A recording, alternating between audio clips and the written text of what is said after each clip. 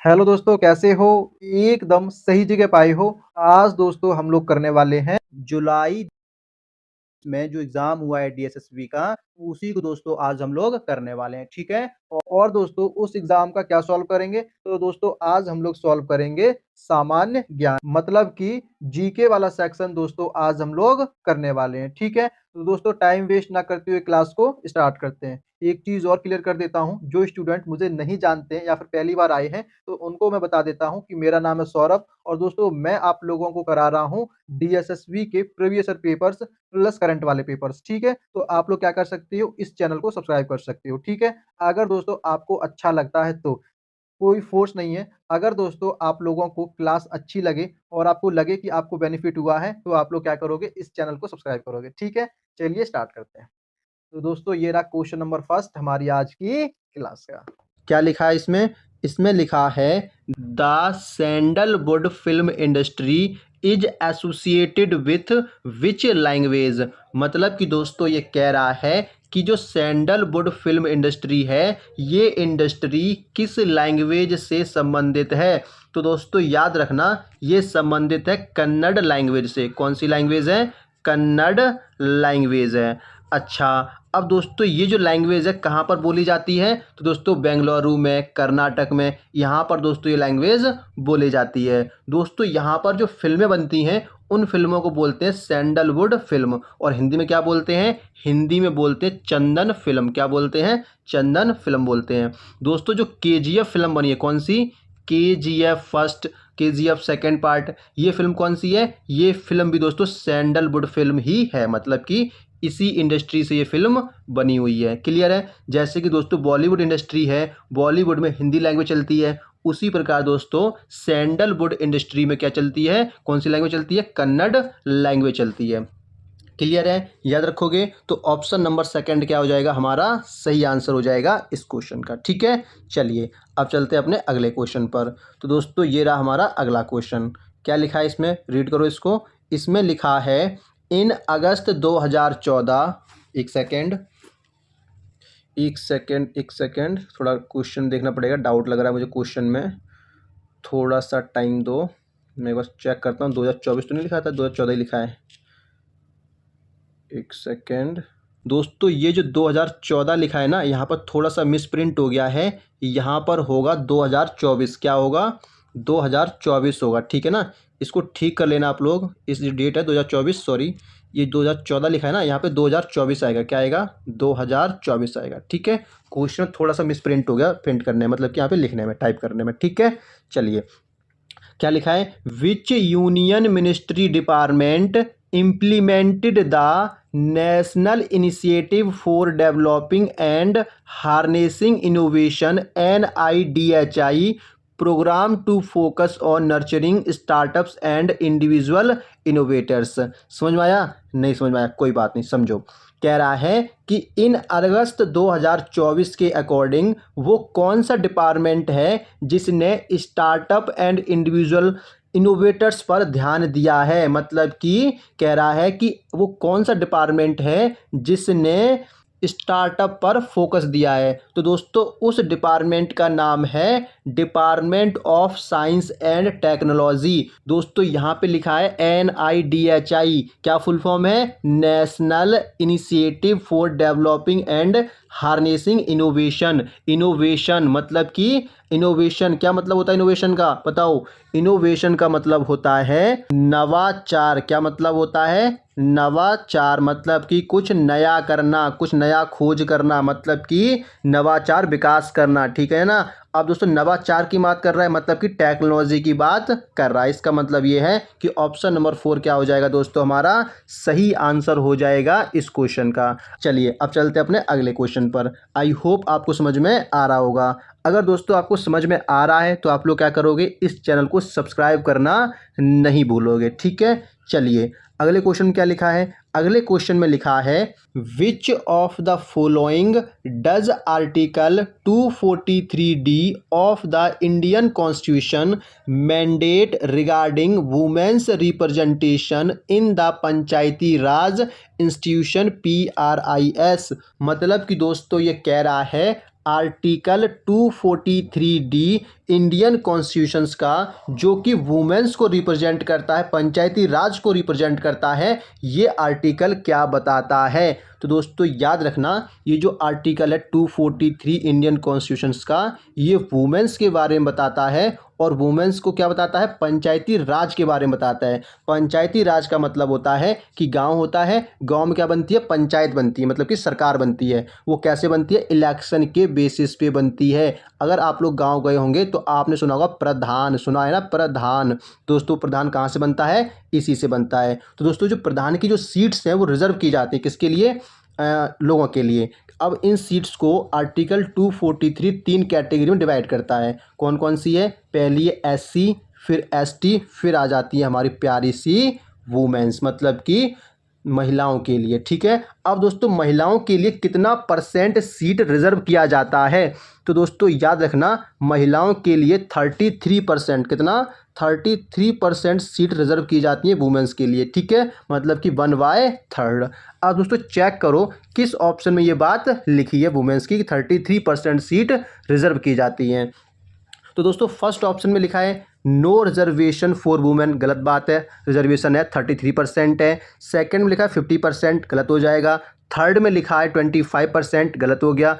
Fourth option में लिखा है 33%। इसका मतलब ये है कि ऑप्शन नंबर 4 क्या हो जाएगा? हमारा सही आंसर हो जाएगा इस क्वेश्चन का। ठीक है, यहाँ पे थर्ड नहीं होगा, यहाँ पे फोर्थ लिखाएगा। ठीक है, मतलब कि ऑप्शन नंबर 4 क्या है हमारा? बिल्कुल सही आंसर है। 33% सीट रिजर्व है वुमेन्स के लिए। ठीक है, किसके अकॉर्डिंग? आर्टिकल 243 के अकॉर्डिंग। आपको ये आर्टिकल याद रखना है। क्लियर है? कभी कभी क्या होता है दोस्तों, एग्जैक्ट क्वेश्चन रिपीट हो जाते हैं एग्जाम में, इसलिए आपको पता होना चाहिए। ठीक है, चलिए, अगर दोस्तों आपको समझ में आ रहा है तो दोस्तों आप लोग क्या करोगे? इस चैनल को सब्सक्राइब करना नहीं भूलोगे। दोस्तों आपके सब्सक्राइब करने से या फिर लाइक करने से आपका कुछ भी नहीं जाने वाला है। ठीक है, मुझे क्या मिलेगा? थोड़ा कॉन्फिडेंस मिलेगा कि लोग मेरी वीडियो देख रहे हैं, मेरी क्लास पसंद कर रहे हैं, तो मैं और भी क्लासेस आपको प्रोवाइड करूँगा और ज़्यादा से ज़्यादा मटेरियल मैं आप लोगों को दूंगा। ठीक है, चलिए अब चलते हैं अपने अगले क्वेश्चन पर। तो दोस्तों ये रहा हमारा अगला क्वेश्चन। क्या लिखा है? बहुत ही आसान सा क्वेश्चन ये वाला, आप लोगों ने 6ठी 7वीं 8वीं 9वीं 10वीं क्लास में भी इसे पढ़ा हुआ कहीं ना कहीं पे। ठीक है, क्या लिखा है? इसमें लिखा है which of the following pairs of rivers in India and their source is correctly matched. कह रहा है कि नदियों के नाम दे रखे हैं और ये नदियां अपने सोर्सेज से मैच करनी है। तो दोस्तों ऑप्शन नंबर फर्स्ट में क्या लिखा है? ऑप्शन नंबर फर्स्ट में लिखा है गंगा गंगोत्री। तो दोस्तों जो फर्स्ट ऑप्शन मैच कर रखा है बिल्कुल सही कर रखा है। आप सभी को इसका आंसर पता होगा कि गंगा गंगोत्री, मतलब कि जो गंगा नदी है इसका सोर्स क्या है? गंगोत्री। क्या है? गंगोत्री ग्लेशियर है। क्लियर है? बाकी क्या हो जाएंगे फिर? गलत हो जाएंगे, क्योंकि दोस्तों बहुत ही आसान सा क्वेश्चन है। 6ठी 7वीं 8वीं क्लास में आप लोगों ने गंगा गंगोत्री के बारे में पढ़ा होगा कहीं ना कहीं पे। ठीक है, अगर आपको नहीं पता है इसका मतलब ये है कि आपकी जो जीके बहुत ही ज़्यादा कमज़ोर चल रही है। ठीक है, चलिए अब चलते हैं अपने अगले क्वेश्चन पर। तो दोस्तों ये रहा हमारा अगला क्वेश्चन। क्या लिखा है इसमें? इसमें लिखा है लोह युग में महाराष्ट्र में नागपुर के पास से घोड़े के दफन की सूचना मिली है। मतलब कि दोस्तों ये कह रहा है कि महाराष्ट्र के पास में नागपुर है, नागपुर के पास कोई स्थान है। क्या है? कोई स्थान है। यहाँ पे जो डैश लिखा है यहाँ पर स्थान का नाम आएगा, और वो कौन सा स्थान है जहाँ से घोड़ों के दफन की सूचना मिली थी? तो दोस्तों याद रखना, ये सूचना मिली थी जूना पानी से। कहाँ से मिली थी? जूना पानी से मिली थी। अब चेक करो किस ऑप्शन में ये दे रखा है। कौन सा बोला है मैंने? जूना पानी। यहाँ से दोस्तों खबर मिली थी। किसकी खबर मिली थी? घोड़ों के दफन होने की। और ये कहाँ है? नागपुर के पास में, और नागपुर कहाँ है? महाराष्ट्र में। ठीक है, मतलब कि ऑप्शन नंबर फर्स्ट क्या हो जाएगा? हमारा सही आंसर हो जाएगा इस क्वेश्चन का। दोस्तों ये जो क्वेश्चन है थोड़ा सा टिपिकल है। आई होप आपको इसका आंसर पहले से पता होगा। अगर नहीं पता था तो कोई बात नहीं, अब इसको याद कर लेना। ठीक है, क्या पता आपके एग्जाम में रिपीट हो जाए। चलिए अब चलते हैं अपने अगले क्वेश्चन पर। तो दोस्तों ये रहा हमारा अगला क्वेश्चन। क्या लिखा है? परिशिष्ट परवड़ द्वारा लिखा गया था। मतलब कि दोस्तों ये कह रहा है कि ये जो लिखा है परिशिष्ट परवड़, ये किसके द्वारा लिखा गया था? तो दोस्तों ये लिखा गया था हेमचंद्र के द्वारा। किसके द्वारा? हेमचंद्र के द्वारा दोस्तों ये लिखा गया था। अब चेक करो किस ऑप्शन में, फर्स्ट ऑप्शन दे रखा है, इसका मतलब फर्स्ट ऑप्शन हमारा सही हो जाएगा। आई होप आपको इसका आंसर बिल्कुल भी नहीं पता होगा। क्यों? क्योंकि आपने पढ़ा नहीं होगा। अगर पढ़ा है तो अच्छी बात, नहीं पढ़ा तो कोई बात नहीं।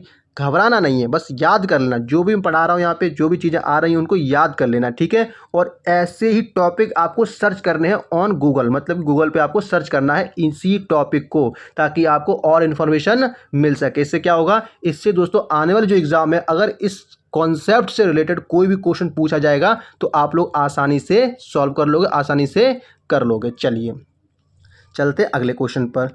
ये क्वेश्चन तो बहुत ही आसान सा है बाबू। क्या लिखा है? कह रहा है कि दहेज प्रथा का जो अधिनियम आया था वो किस वर्ष आया था? मतलब कि जो डोरी प्रोहिबिशन एक्ट है ये कब आया था? डोरी मतलब कि दहेज, डोरी नहीं डाउरी। क्या है? डाउरी मतलब कि दहेज। दहेज को रोकने का जो एक्ट है वो किस वर्ष आया था? तो ये आया था 1961 में आया था। मतलब कि दहेज के खिलाफ, अगर आप दहेज लोगे बाबू तो आपको क्या हो जाएगा? इसी के खिलाफ, इसी एक्ट के खिलाफ आपको सजा सुनाई जाएगी, ठीक है।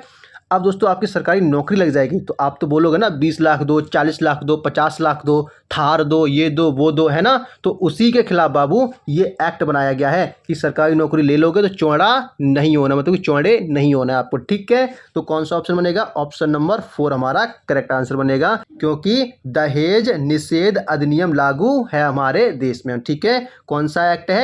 1961 है। क्लियर है? याद रखना है आपको, भूल लोगे नहीं भूलना है, ठीक है, बिल्कुल नहीं भूलना है। जब जब शादी करने जाओ और दहेज की बात हो तो बाबू याद रखना कि भैया दहेज का कोई एक्ट भी है अपने भारत में। अप्लाई नहीं होता बात अलग है, अगर आप पे अप्लाई हो गया तो बाबू आपको जेलवा हो जाएगा, ठीक है। ध्यान रखना इस चीज़ का, फिर बोलना मत कि बताया नहीं था या पढ़ा नहीं था, ठीक है। चलो अगला देखो क्या लिखा है, बहुत ही अच्छा। कह रहा है भारत की प्रस्तावना में घोषित किया गया है कि भारत एक गणराज्य है, जिसका अर्थ है कि, इसका क्या अर्थ है? कह रहा है कि the preamble of India declares that India is a republic which means that. कह रहा है कि जो लिखा है ना इंडिया इज रिपब्लिक, इसका क्या मतलब है? तो दोस्तों इसका मतलब सिंपल सा है कि जितने भी स्टेट होंगे इन सब का एक पापा होगा, और उस पापा को क्या बोलेंगे? उस पापा को बोलेंगे प्रेसिडेंट। क्या बोलेंगे बाबू? प्रेसिडेंट बोलेंगे, प्रेसिडेंट, ठीक है ना। मुखिया, इन स्टेट का एक मुखिया होगा, उसे क्या बोलेंगे? प्रेसिडेंट बोलेंगे, ठीक है। अच्छा अब चेक करो किस ऑप्शन में है। ऑप्शन नंबर 2 में लिखा है head of the state is the president, मतलब कि जितने भी स्टेट है उन सबका एक प्रेसिडेंट होगा। क्लियर है? समझ में आ गया? आई होप आपको समझ में आ रहा होगा। अगर दोस्तों समझ में आ रहा है तो आपको सब्सक्राइब करना नहीं छोड़ना चैनल को, ठीक है। और वीडियो को लाइक दबा के करना है, ऐसे दबाना है कि सबको सुनाई दे जाए, ठीक है। चलिए अगला देखो, अगला क्वेश्चन क्या है? अगला क्वेश्चन है हमारे पास ये रहा। ये तो सबको ही पता होगा। कह रहा है which of the following records is not related to Sachin Tendulkar. मतलब कि दोस्तों ये कह रहा है कि इनमें से कौन सा रिकॉर्ड है जो सचिन का नहीं है। तो ऑप्शन नंबर 1 में लिखा है मोस्ट 100s इन वनडे इंटरनेशनल क्रिकेट, ये इनका रिकॉर्ड है। सेकंड में लिखा है most run in one day international cricket, ये भी रिकॉर्ड इनके नाम है। थर्ड ऑप्शन में लिखा है highest run in T20 match. बाबू ये नहीं है, ये बिल्कुल भी नहीं है, ये नहीं है, ठीक है। क्योंकि T20 मैच में इतने खतरनाक प्लेयर हैं जो लंबा छक्का मारते हैं, ठीक है ना। तो उन लोगों के नाम है। इसका मतलब ये है कि ऑप्शन नंबर 3 क्या हो जाएगा हमारा? सही हो जाएगा। बाकी आपके सारे के सारे रिकॉर्ड पाजी से मैच खाते हैं, मतलब कि सचिन पाजी से मैच खाते हैं, ठीक है। इन्हीं के वो रिकॉर्ड है। क्लियर है? चलिए चलते हैं अगले क्वेश्चन पर। बहुत ही आसान सा क्वेश्चन था। ये बताओ इसका आंसर क्या बनेगा? इसमें लिखा है the first municipal corporation in Madras India was established in the year. मतलब कि दोस्तों ये कह रहा है कि पहला म्युनिसिपल कॉरपोरेशन किस वर्ष स्थापित हुआ था मद्रास इंडिया में, भारत में। तो दोस्तों ये हुआ था, कब हुआ था? ये हुआ था 1688 में। कब हुआ था? 1688। म्युनिसिपल कॉरपोरेशन क्या बोलते हैं? इसको बोलते हैं बाबू अरे नगर निगम यार, क्या बोलते हैं, नगर निगम बोलते हैं हिंदी में, नगर निगम। इसकी स्थापना कब हुई थी, 1688 में हुई थी। कहाँ पर, मद्रास। और मद्रास कहाँ है, भारत में है।